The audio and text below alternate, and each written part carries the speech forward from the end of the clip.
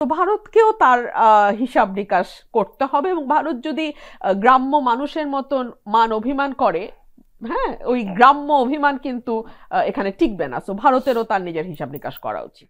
Barrister রুমিন, আপনি দেখেছেন যে এই 32 নম্বরের ঘটনার পরে ভারতের পররাষ্ট্র মন্ত্রণালয়ের যে মুখপাত্র রণধীর জয়সওয়াল একটি বিবৃতি দিয়েছেন, এবং সেই বিবৃতির একটি প্রতিক্রিয়া দিয়েছেন পররাষ্ট্র মন্ত্রণালয়, আমাদের পররাষ্ট্র মন্ত্রণালয়। তারা বলেছে যে বাংলাদেশের অভ্যন্তরীণ বিষয়ে দিল্লির বিবৃতি অনাকাঙ্ক্ষিত ও অনভিপ্রেত। আপনি কি বলবেন? সার্টেনলি অনাকাঙ্ক্ষিত অনেকগুলো কারণে। দিল্লির সাথে বাংলাদেশের সম্পর্ক খুব মসৃণ নয়, এটা দিল্লিকে বুঝতে হবে, এবং এই অমসৃণ থাকবার শতভাগ দায় শেখ হাসিনার এবং কিছুটা দায় দিল্লির তো বটেই। দিল্লির দায় কম আমি এ কারণেই দেব, দিল্লি তার স্বার্থ হিসাব করেছে, এবং একটা দেশ তার স্বার্থ হিসাব করবে, সেটাই স্বাভাবিক ভাই। এটা তো ও তো চ্যারিটি করতে বসে নাই, ও তো আঞ্জুমানে মফিদুল ইসলাম না, তাইলে তার স্বার্থ উদ্ধার করতে চাইবে। কিন্তু আমার দেশের সরকারের প্রধান যখন তার স্বার্থ একটা পয়েন্টে এসে একটাই স্বার্থ হয়ে যায় যে আমাকে যে কোনো ভাবে ক্ষমতায় রাখো, তার বিনিময়ে তুমি যা চাইবা তাই পাবা, আমার যেটা ন্যায্য তার কিছুই আমি তোমার কাছ থেকে চাইবো না, সেরকম একটি সরকারের সুবিধা তারা নিয়েছে। এবং এই সরকারের সুবিধা নিতে গিয়ে আজকে প্রথম তো দিল্লি বাংলাদেশের রাজনীতিতে নাক গলিয়েছে তেমন না, দিল্লি সময়ে সময়ে নাক গলাতে চেয়েছে, পুরোটা সময় দিল্লি গত 53 বছরে চেয়েছে, কখনো সুযোগ পেয়েছে, কখনো সুযোগ পায় নাই, কিন্তু এই ইচ্ছা তাদের সব সময়ই ছিল। তারপরে আপনি চিন্তা করেন 2014 ইলেকশন, দিল্লি কি ডাইরেক্ট ইন্টারফেয়ার করে নাই?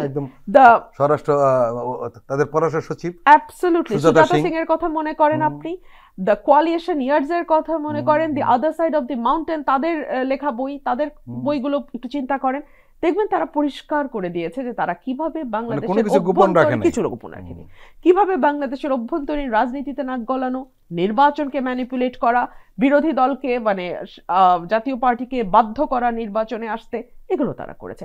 18 নির্বাচন আপনি চিন্তা করেন, মধ্যরাতে ভোট হয়ে যাওয়া, এই ভারতের প্রত্যক্ষ সহযোগিতা ছাড়া তো এই নির্বাচন সম্ভব ছিল না। 24 নির্বাচনে আসেন, আগামী নির্বাচন, তাদের একেবারে ডিরেক্ট সাহায্য ছাড়া এটা হতো না। সো এই বাংলাদেশের অভ্যন্তরীণ বিষয়ে নাক গলানো ভারতের বহু পুরনো অভ্যাস, এবং এতদিন তারা সেটা খুব আরাম করেই করতে পেরেছে। বাট এই সরকার ফর দ্য ফার্স্ট টাইম আমি তাদের ক্রেডিট দিতে চাই, তারা কিন্তু মাথা উঁচু করে ভারতের সঙ্গে কথা বলেছে, চোখে চোখ রেখে কথা বলেছে, টাইম টু টাইম তারা ভারতের হাই কমিশনারকে ডেকে পাঠিয়েছে, ওয়ার্নিং দিয়েছে, তাদের অসন্তোষ জানিয়েছে। সুতরাং আমি মনে করি যে ভারতের আবারও তাদের মানে লিমিটেশনটা বুঝতে, বা তাদের সীমারেখা কতটুকু, লক্ষণ রেখা কতটুকু, এটুকু বুঝতে ভারতের হয়তো আরো কিছু সময় লাগবে, তবে ভারত এটা ডেফিনেটলি বুঝবে, বিকজ বাংলাদেশ এবার কিন্তু খুব ক্লিয়ারলি তাদের মেসেজ দিয়েছে। আপনি তো একটা আশাবাদ ব্যক্ত করলেন যে ভারত সেটা বুঝবে, কিন্তু আমাদের মনে হচ্ছে না, দু কারণে।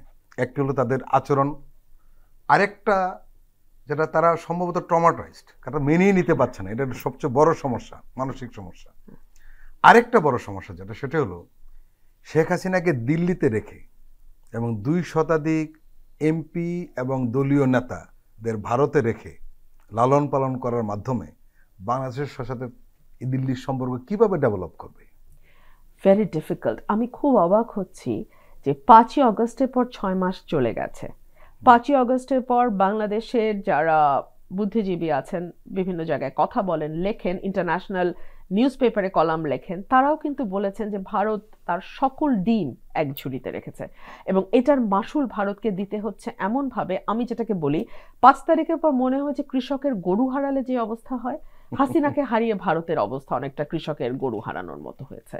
এবং আপনি চিন্তা করেন, ভারতে কংগ্রেস বলেন, বিজেপি বলেন, অন্যান্য তৃণমূল কংগ্রেস বলেন, তারা কিন্তু হাসিনার ব্যাপারে একাট্টা, এই ব্যাপারে তাদের কোনো দ্বিমত নাই যে যথাযথ সম্মান দিয়ে তাকে রাখতে হবে। এবং বলা হয়েছে অতিথি নারায়ণ, অতিথি ভগবান, সুতরাং ভগবানকে আমরা যেভাবে রাখি সেভাবেই হাসিনাকে, এবং ঠিক সেভাবেই হাসিনাকে রাখা হয়েছে। শুধু হাসিনা তো নয়, তার আরো যেই পারিষদরা ছিলেন, উজির নাজির মন্ত্রী ছিলেন, তারাও গিয়ে ভারতে আশ্রয় নিয়েছেন এবং বেশ ভালোই আছেন তারা। সো ভারতের এখনো কিন্তু সেই ট্রমা, যেটাই আপনি বলেন, 15 বছর তো একটা লম্বা সময়। তার আগে 111ও ভারতের প্রত্যক্ষ হাত ছিল। 111 2008 ইলেকশন আমি কিন্তু বহু বছর ধরে বলছি এই ইলেকশন সহি ইলেকশন হয় না, এই ইলেকশন ভালো ইলেকশন হয়নি। তো সেখানেও ভারতের একটি হাত আছে। এই সকল কিছু মিলিয়ে আমি মনে করি যে 17 বছরের যে টানা ধারাবাহিকভাবে বাংলাদেশকে একটা প্রদেশের মতো ব্যবহার করা, 7 সিস্টার্সের জায়গায় 8 সিস্টার হিসেবে বাংলাদেশকে ব্যবহার করা, এই জায়গা থেকে ভারতের উঠে আসতে হয়তো কিছুটা সময় লাগবে। তবে ভারতের নিজের জন্য উঠে আসা উচিত। কেন আমি আপনাকে বলি, ভারতের ব্যবসা বাণিজ্য, বিশেষ করে কলকাতা কেন্দ্রিক যেই ব্যবসা, একেবারে ধস নেমেছে। নিউ মার্কেটের দোকান বন্ধ, ব্যবসায়ীদের মাথায় হাত, বলা হচ্ছে 70% পর্যন্ত বিক্রি বাটা চিকিৎসা, আমি সেটাই আসছি। চিকিৎসা ক্ষেত্রে ভারত ধাক্কা খেয়েছে এবং আমাদের রুগী যেহেতু তাদের ভিসা করাকরি, আমাদের একেবারেই খুব খারাপ অবস্থা না হলে কোনো পেশেন্টকে তারা দিচ্ছে না। এবং আপনি যখন ভারতের দরজা বন্ধ হবে তখন দেখবেন মালয়েশিয়া, সিঙ্গাপুর, ব্যাংকক কিংবা চীন, তাদের রাস্তাগুলো ওপেন হচ্ছে। এবং চীনের সাথে তো সরকার আলোচনা চালাচ্ছে, বাংলাদেশে হসপিটাল করার কথা হচ্ছে যেখানে ইন্টারন্যাশনাল ডক্টররা আসবেন এবং ট্রিটমেন্ট দেবেন।